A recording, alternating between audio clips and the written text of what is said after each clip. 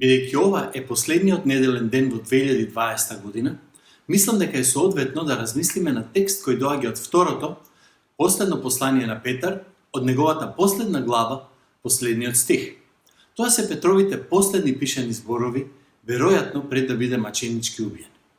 Традицијата вели дека Петар бил распнат во Рим, но наопаку со главата надолу, бидејќи сметал дека не е достоен да умре на ист начин како неговиот спасител. Тоа се случува некаде околу 65-68 година по Христос, за време на владењето на Нерон. Значи можеме да бидеме речиси сигурни дека зборовите во 3 глава 18 стих се последните зборови кои тој ги запишал инспириран од Светиот Божи Дух. Таму го читаме следното: туку да напредувате во благодатта и во познанието на нашиот Господ и Спасител Исус Христос. Нему слава и сега и за вечни времиња. Амин. Како што оваа тешка година дојде до својот крај, малку е неблагодарно да размислуваме и планираме за идната година. Во годината што изминува, видовме дека многу малку треба сите наши планови да ги снема за миг. Јас лично не помнам година во која мојот календар бил толку празен. Сепак, луѓе сме и планираме. Сакаме да решиме што ќе правиме и што нема да правиме до година, и тоа не е лошо. Сакам да ве охрабрам годината што доаѓа да ја погледнеме низ изјавата на Петар. Напредувајте во благодатта и во познанието на нашиот Господ и Спасител Исус Христос.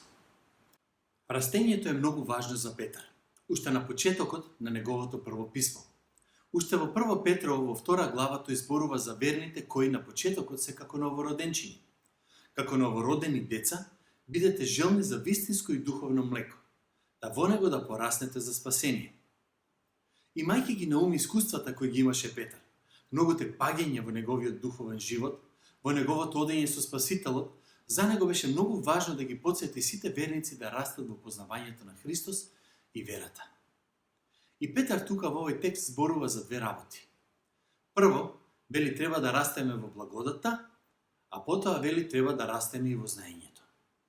Ајде прво да го погледнеме знаењето, или како што подобро се преведува во нашиот превод, познавањето. Првото прашање што мора да си го поставиме е следното: за какво знаење или познавање мисли Петар? Дали е тоа некое објективно знаење, знаење на факти за Христос, за животот на Христос, доктрини верување за Господ Исус Христос? Или пак мисли повеќе за некакво субјективно знаење? Јас, на пример, знам за фудбалер по име Роналдо, но не го познавам лично Роналдо. Едно е да знаеш за Христос, а друга е да го познаваш Христос лично, тој да е дел од твојот секојдневен живот. И уверен сум дека Петар мисли на двата вида знаење. Вистина е дека треба да растеме во нашето знаење за Христос и да растеме во нашето познавање на Христос. Ајде малку да помислиме на тоа. Треба да растеме во нашето објективно знаење за Христос. Треба да се потсетуваме себе си на основните вистини или доктрини во однос на Господ Исус Христос, за неговото отелотворување, неговиот живот, служење, неговата смрт на крстот, неговото вознесение во славата, неговото место од десната страна на Бог. И тоа се доктрини, односно вистини кои се содржани во писмото, бидејќи сета вистина е Христова вистина. Секоја вистина во Библијата, на еден или друг начин, се однесува на Господ Исус Христос. И затоа не можеме да се задоволиме или не треба да се задоволиме само со поуките кои ги слушаме во недела на црква или на YouTube. Тоа не може да ни биде доволно знаење. Тоа не е доволно за да не изгради во нашата вера. Денес живееме во време во кое имаме пристап до проповеди, до христијанска литература, семинари и друго, многу повеќе од кој да било верник до денес во историјата на светот. А сепак изгледа како денес верниците да имаат најмалку знаење за својата вера. Има толку многу книги кои секој верник би требало да ги прочита, се разбира заедно со Библијата. И ако смеам, би ви ја препорачал да ја прочитате прв пат или повторно Христијанството од К.С. Луис. Многу убава книга. Таа не е сликовница, ќе морате внимателно да го читате секој збор, но така ќе се опремиме себе си да стоиме цврсто во денот на злото, заради себе си и заради нашите деца и генерациите по нас. Да растеме во нашето знаење за Бог и Спасителот заради себе си. Пак ќе кажам, нашите деца, тинејџерите, студентите, за сите кои ќе имаат прашања и на кои ќе мораме да им дадеме сериозен одговор ако сакаме нашата вера да ја сватат сериозно. И затоа треба да растеме секој ден. За мене, лично сакам да читам сериозни книги, дури и такви кои ќе ја предизвикаат мојата вера, бидејќи така подобро стоиме на вистината. И ако редовно ја читаме Библијата, многу подобро ќе ја запознаеме. Сакам да ве предизвикам во годината која доаѓа, решете колку стихови, глави ќе читате дневно од Библијата и правете го тоа. Ќе дознаете многу нови работи, дури и од текстови кои сте ги читале, што велиме 100 пати досега. Ако не ви се носи книга во раце, мобилниот е секогаш со вас. Има доволно апликации да одберете една која ќе ви одговара и читајте ја Библијата секој ден. Знаете, не можете да претерате во знаењето на Библијата. Не можете да се презаситите со вистините на христијанството. И додека читате, молете се за благослов од Светиот Дух. Барајте од Божиот Дух да ви го покаже Христос, да ве исполни со Христос. И тоа го мисли Петар и затоа го пишува посланието. Интересно е дека Бог го цени пишаниот збор, и тоа многу.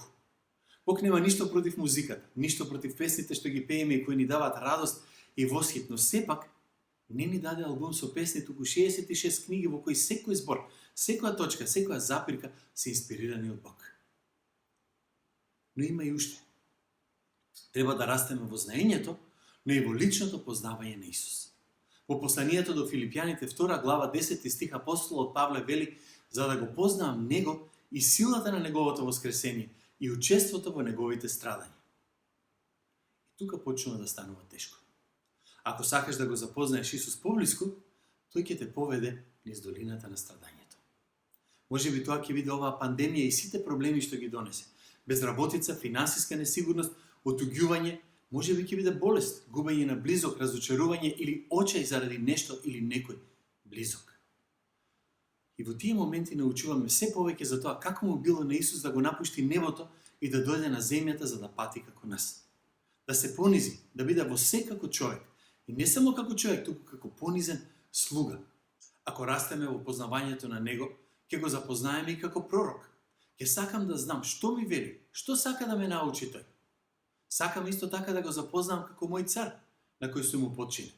Сакам да знам што значи да му верувам дури и тогаш кога се околу мене е во мрак. Да знам дека сета сила е во неговите раце и дека тој е оној кој ме држи. Сакам да растам во познавањето дека тој е мојот првосвештеник, за кој Библијата вели го простува секој грев, секој престап, па дури и гревовите кои се уште не сум ги направил, а за кои тој ја пролеа својата крв. Сакам да растам во познавањето дека тој е мој пријател кој ми е поблизок отколку брат и кој ги знае и моите најдлабоки мисли. Тој ме знае од и ме создал од утробата на мајка ми. Знае дека ме направил од прав. Ги знае моите слабости, ми дава право да разговарам со него секогаш и насекаде, кога одам, кога возам кола, кога работам. И заради сето тоа што досега го кажав, јас сакам да растам во моето познавање на него.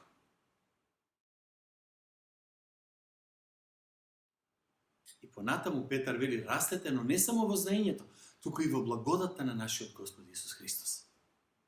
Растете во благодатта. Ајде да разбереме што значи благодат и кои се последиците од благодатта.